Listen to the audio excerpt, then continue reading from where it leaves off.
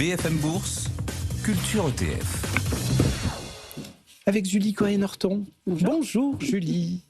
Alors avec votre expert, vous allez nous livrer les meilleurs plans ETF, optimiser vos chances en bourse. Alors vous dites en toute paresse, non, il y a un peu de boulot quand même pour choisir ces ETF et pour être vigilant. Deux, trois stratégies qu'on peut effectivement mettre en place. Allez, beaucoup les appellent déjà les super livrets A, mais en version bourse. On place notre argent aujourd'hui, on le ressort demain si on veut, et en attendant, il rapporte le même taux que les banques centrales, le tout sans risque de perdre son capital. On fait le point aujourd'hui sur les ETF monétaires, ces paniers de dettes de très courte durée, mais sont-ils à la hauteur de leur réputation? Et pourquoi?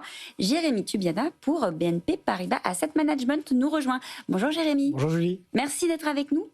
Alors Jérémy, avant de se concentrer sur ces ETF monétaires, on va parler gros chiffres avec vous.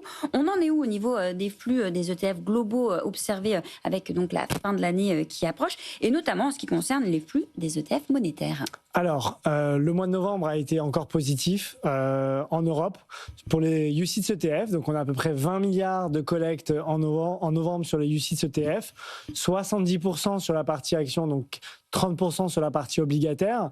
Si on se concentre sur la partie action, ce qui est intéressant de remarquer, c'est que, comme d'habitude, on a une grosse part des flux qui ont été surtout sur des actions monde. Et ensuite, on a eu pas mal de flux sur les émergents et l'Europe.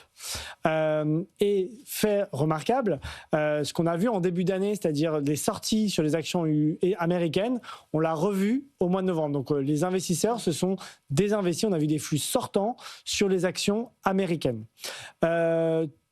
Côté obligataire, c'est plutôt la classe d'actifs corporate bond, donc obligations d'entreprise qui ont tiré la collecte, mais également, et beaucoup, les ETF monétaires équivalents en Europe et sur des expositions dollars monétaires. Côté ETF actifs, on a vu là encore des flux positifs, plutôt sur la partie obligataire cette fois-ci. Et point aussi intéressant qu'on a remarqué au mois de novembre, c'est le retour encore, comme le mois dernier, des flux sur l'ESG qui sont au-dessus de la tendance annuelle qui était plutôt autour de 10%. Là, on a vu plutôt des flux autour de 25-30%. Et pourquoi? Parce qu'on a aujourd'hui des expositions ESG qui permettent d'avoir ce qu'on appelle des tracking errors, donc des déviations de performance très proches des indices non ESG. Donc, un retour en fin d'année des investissements ESG. Alors, on l'a dit, on va faire le point sur les ETF monétaires.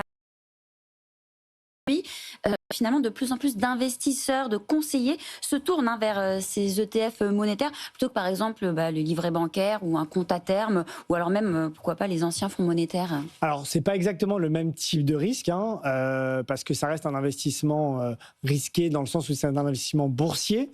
Donc, ce qu'on cherche à offrir avec ces ETF-là, c'est la performance de ce qu'on appelle l'ester, par exemple. L'ester, le niveau de référence, avec quelques bips, quelques points de base supplémentaires par rapport au niveau de l'ester. Donc, grâce à la réplication indirecte, on arrive à offrir un rendement qui va de ester plus quelques BIP. Et donc, du coup, on arrive à avoir un rendement supérieur aux fonds monétaires traditionnels ou aux dépôts bancaires traditionnels. Et donc, ça intéresse les investisseurs qui soient d'ailleurs corporate, donc des sociétés qui veulent placer leur argent, ou des investisseurs assureurs, des investisseurs particuliers, etc. Et donc, l'intérêt avec ces ETF-là, c'est que d'une part, on a un meilleur rendement que les solutions traditionnelles, avec un risque pas action, mais un risque lié à la réplication.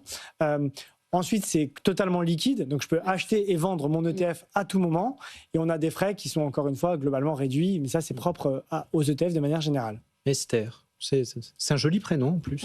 C'est effectivement un joli prénom aussi. Troisième prénom. Voilà. Petite beauté. Bon, dans un portefeuille, aujourd'hui, on utilise ces instruments. Alors, comme un parking, c'est-à-dire en gros, je vais ranger mes liquidités comme le font les investisseurs institutionnels sur le marché monétaire, ou est-ce que ça peut aussi servir de hedge ou d'instrument tactique pour aligner sa gestion? Alors, Les deux, en réalité. Désolé de répondre en ce sens, mais effectivement, les deux. Pourquoi alors, effectivement, c'est des positions stratégiques. On a du cash qu'on ne veut pas forcément allouer, donc on garde en parking, effectivement, on le voit beaucoup. Mais effectivement, en approche tactique. Et pourquoi tactique ? L'avantage de l'ETF, comme je le disais, c'est la liquidité. C'est-à-dire qu'à 10h05, si j'ai envie de me désinvestir des marchés actions pour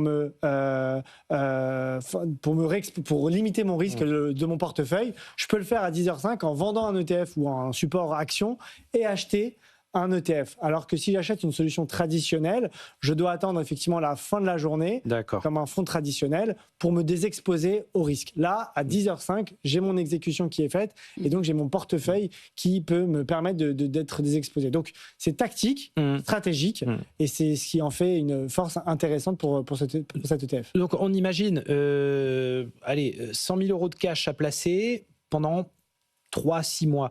Qu'est-ce que je fais ? Je prends un ETF monétaire euro, dollar, un mélange des deux, ou alors est-ce qu'il y a encore des ETF encore plus spécifiques pour justement gérer ces changes ? Alors ce qui est intéressant, déjà ça va dépendre dans quelles devises sont cotées sont placer les liquidités d'un client. Donc, on peut avoir des clients, par exemple, dans notre zone francophone, qui peuvent avoir des actifs déposés en dollars. Donc, ils vont avoir une préférence pour déposer des actifs en dollars.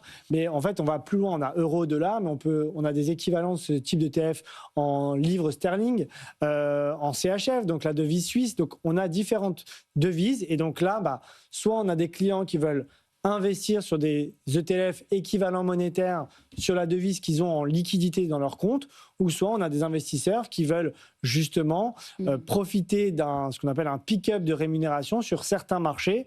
Alors, quels conseils donner à des clients ? En fait, ça va dépendre de leur allocation, de leur choix, de leur vision également. Donc voilà. Alors, c'est vrai que, Jérémy, on n'a pas non plus de boule de cristal, mais en principe, la BCE, elle devrait continuer de baisser ses taux en 2026. En tout cas, on verra. Si c'est le cas, est-ce que les ETF monétaires, ils resteront toujours aussi attractifs, ou alors est-ce qu'il faut, par exemple, commencer à penser à d'autres solutions de trésorerie ? Alors, si les taux baissent, a priori, l'Ester va baisser également.